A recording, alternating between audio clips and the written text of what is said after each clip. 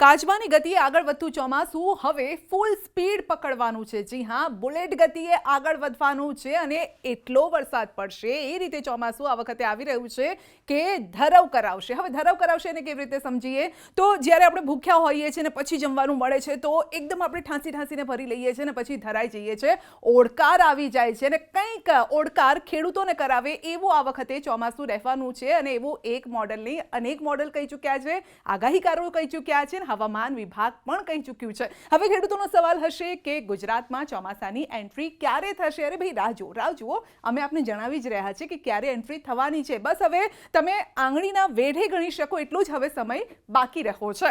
તો આપને જણાવીએ કે આવી રહ્યું છે ચોમાસું। હવે જે ચોમાસું આવી રહ્યું છે તો કેવી રીતે આવી રહ્યું છે અને કેવી રીતે અત્યારે આ સંજોગો બની રહ્યા છે? તો બંને તરફ ભેજવાળા પવનો આવી રહ્યા છે, બંને તરફથી આવી રહ્યા છે। રાજ્યમાં વરસાદી ગતિવિધિને અત્યારે બળ મળી રહ્યું છે તો રાજ્યના મોટા ભાગના વિસ્તારમાં વરસાદી માહોલ રહેવાનો છે। હવે કઈ સિસ્ટમ એવી છે કે જે ચોમાસાને આગળ વધવા માટે સાનુકૂળ છે? કારણ કે છેલ્લા 20 દિવસથી આપણે જોઈ રહ્યા છે કે મહારાષ્ટ્રમાં અત્યારે પોરો ખાઈ રહ્યું છે। જાણે એક સમયે તો એવું લાગ્યું કે ચોમાસું રેસાઈ ગયું છે ગુજરાતથી અને જેના કારણે આગળ નથી વધી રહ્યું। કેરળ અને મહારાષ્ટ્રમાં વહેલી એન્ટ્રી કરી પણ ગુજરાતમાં ક્યારે? તો હવે જે સાનુકૂળ પરિસ્થિતિ છે એને આપણે જણાવી દઈએ તો એક અહીંયા સાયક્લોનિક સર્ક્યુલેશન બની રહ્યું છે રાજસ્થાનમાં, આ સાથે વેસ્ટર્ન ડિસ્ટર્બન્સ ઉત્તર ભારતમાં છે।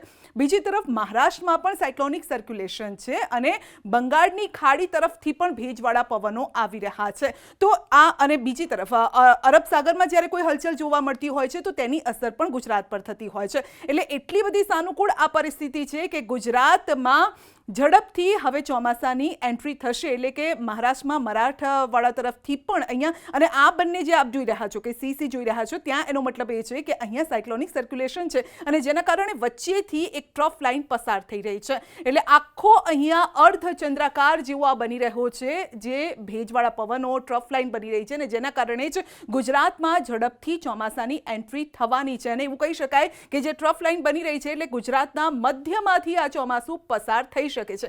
નૈઋત્યના ચોમાસાનો આવતા હવે બસ થોડોક જ સમય લાગશે કે લગભગ 48 કલાક જેટલો જ સમય લાગી શકે છે અને ચોમાસું બસ ગુજરાતમાં વાજતે ગાજતે આવી રહ્યું છે। એટલે એને વધાવવા માટે તમે તૈયાર થઈ જજો, પૂજા પણ કરજો કે સારું ચોમાસું રહે, જો કે આગાહી તો એ જ પ્રકારની કરવામાં આવી છે। તો ચોમાસા માટે એકદમ આ સાનુકૂળ પરિસ્થિતિ છે જે મેં પહેલા પણ જણાવ્યું, ઝડપથી ગુજરાતના મોટા ભાગોને આવરી લેશે। એટલે જેટલી રાહ જોવડાવી છે ને એટલું જ ઝડપથી તમામ વિસ્તારોને આવરી લેશે ચોમાસું। ખાસ કરીને કલર કોમ્બિનેશન તમારે સમજવા જેવું છે અને એવો વરસાદ પડશે કે 8 ઇંચ વરસાદ થઈ શકે છે। આ વેધર મોડલ જે છે ECMWF વેધર મોડલ છે એ કહી રહ્યું છે, આપ જોઈ શકો છો મોટા ભાગે એટલે આખા રાજ્યને આવરી લે એ પ્રકારનો વરસાદ થવાનો છે। હવે 8 ઇંચ વરસાદ કયા વિસ્તારમાં પડશે?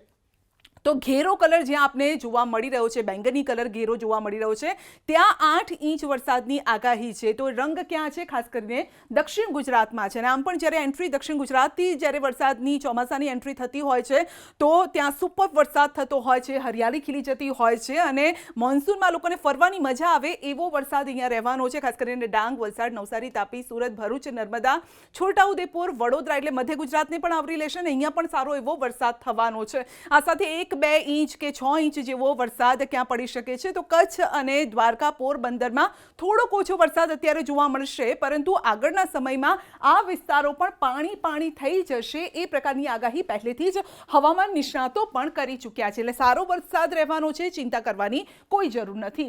આગળ વધીશું અને બીજી પણ કેટલીક બાબતો છે જે આપણે જાણવા જેવી છે જે હું બતાવવા જઈ રહી છું આપને। તો ચોમાસા માટે સાનુકૂળ પરિસ્થિતિ 20 જૂન સુધીમાં, કારણ કે અલગ અલગ આગાહીકારો જે રીતે કહી રહ્યા છે 18 જૂન બાદ ચોમાસાનું વરસાદનું ખાસ કરીને જોર વધવાનું છે અને 18 થી 24 જૂન સુધીમાં ભારે વરસાદની આગાહી પણ કરી છે। અંબાલાલ કાકાએ આગાહી કરી છે, પરેશભાઈ પણ એ અંગે કહી ચૂક્યા છે અને અલગ અલગ જે મોડલ છે એ પણ કહી રહ્યા છે। હવે આ મોડલ જે છે શું કહી રહ્યું છે? પહેલા જે એ જે મોડલની વાત કરી એ કંઈક અલગ કહી રહ્યું છે। GFS જે મોડલ છે એ પણ કહી રહ્યું છે કે વરસાદ તો સારો રહેવાનો છે પરંતુ ક્યાં કેટલો રહેશે? તો જ્યાં આપને અહીંયા ઘેરો બેંગની કલર જ્યાં જોવા મળી રહ્યો છે, સુરેન્દ્રનગરમાં ભારે વરસાદ થઈ શકે છે કારણ કે અહીંયા સુરેન્દ્રનગર સૌરાષ્ટ્રનું પાણીયારું કહેવાય છે, પાણીની અછત આપણે સમયાંતરે ત્યાં વર્તાતી હોય છે, પરંતુ અહીંયા તો ચોમાસાની શરૂઆતમાં જ સારો વરસાદ રહેવાનો છે એટલે કે મેઘરાજા અહીં મહેરબાન થવાના છે। આ ઉપરાંત વલસાડ, ડાંગ, નવસારી, સુરતમાં પણ સારો વરસાદ થશે ને અહીંયા 8 ઇંચ જેટલો વરસાદ થઈ શકે છે. બાકી જે વિસ્તારો આપ જોઈ રહ્યા છો, જ્યાં ગ્રીન કલર જોવા મળી રહ્યો છે, યલો કલર જોવા મળી રહ્યો છે, આ વિસ્તારોમાં પણ લગભગ 1, 1.5, 2 ઇંચ જેટલો વરસાદ થઈ શકે છે. દ્વારકા, જામનગર, પોરબંદર અને કચ્છમાં થોડોક ઓછો વરસાદ રહેશે, પરંતુ એવું નથી કે વરસાદ નહીં રહે.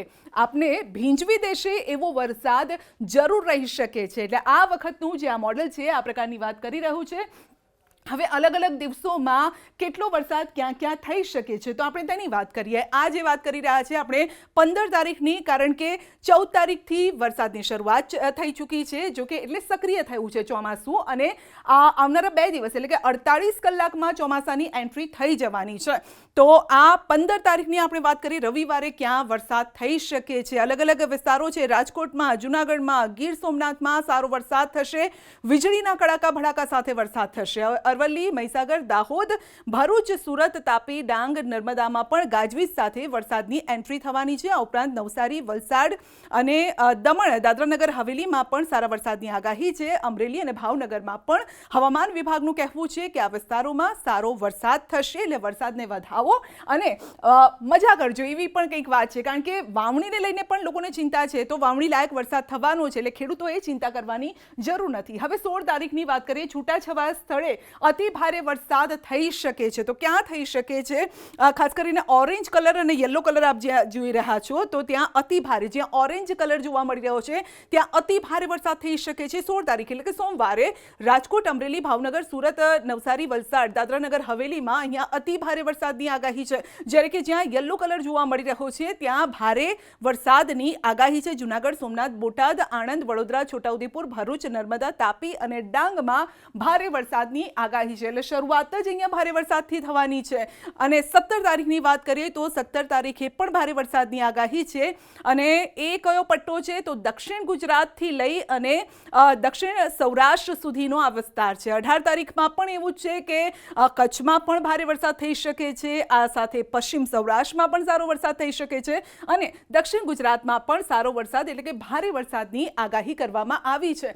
19 તારીખની વાત કરીએ તો 19 તારીખે પણ દક્ષિણ સૌરાષ્ટ્ર અને દક્ષિણ ગુજરાતમાં ભારે વરસાદની આગાહી છે. જ્યાં ગ્રીન કલર જોવા મળી રહ્યો છે ત્યાં એવું નથી કે આ વિસ્તાર કોરા રહેશે, છૂટો છવાયો વરસાદ આ વિસ્તારોમાં પણ રહી શકે છે. તો 19 તારીખમાં પણ આ પ્રકારની પરિસ્થિતિ છે. અને આ ઉપરાંત આપણે જોયું કે અલગ અલગ પરિસ્થિતિ, અલગ અલગ મોડેલ જે રીતે કહી રહ્યા છે, પરંતુ જે સૌથી વધારે સારી એવી વાત જે છે ECMWF જે વેધર મોડેલ કહી રહ્યું છે એ પ્રમાણે કે સાર્વત્રિક આ વરસાદ રહેવાનો છે. એટલે ખેડૂતો જે ચિંતા કરતા હતા કે છૂટો છવાયો વરસાદ રહે અને પછી તેમના ગામમાં પડશે કે નહીં, તેમના વિસ્તારમાં પડશે કે નહીં, તો એવું નથી થવાનું. શરૂઆત જ ધમાકેદાર રહેવાની છે અને અંત પણ એ જ પ્રકારનો ધમાકેદાર રહેવાનો છે.